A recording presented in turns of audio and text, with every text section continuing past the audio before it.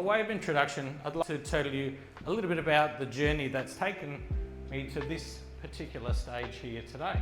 And to do that, we have to go all the way back to about 2001. In 2001, a couple of buddies of mine, as you do, have a few too many beers and you decide to start an IT company. .com crashed and we thought it was a good idea to get into tech. Good plan, brilliance. We struggled for a few years and by about 2006, about 5 years in, we're acting pretty well. We'd grown the team, we had some awesome tech, we were punching well above our weight. I was the head of sales at the time and we were going for a particularly large bid. And this bid was big enough that it was going to accelerate our growth. It was going to take us to the next level. We had a great team, loved our team, really good technology. We were working on this bid and we were down to the last two. We had what we thought was the best technology, the best fit. We had some really great people. We were even helping them build their bid, as you do. I'm sure you're familiar with this process. It was an unlosable bid. Down the last two. Guess what? We lost the bid. I was particularly devastated. Everybody was devastated. Has anybody here felt that pain before? Put your hand up if you felt that pain. Anybody who didn't put your hand up, liar. Happens to everybody, right? But it was really frustrating. We had worked hard, we had the best tech. I knew it was a perfect fit for this organisation. We were in there and I just didn't understand why we didn't win this bid. Frustrated, I reached out to an old mate who I consider a mentor and a good friend. And he just happens to be in this audience here today. Mr. Jeremy Pollard, put your hand up. I reached out and I said, Jeremy, JP, I'm frustrated. I don't know why we didn't win this bid.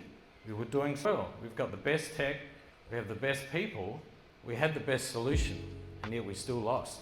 But it's not just about losing this particular bid. It's like we'd lost other bids too.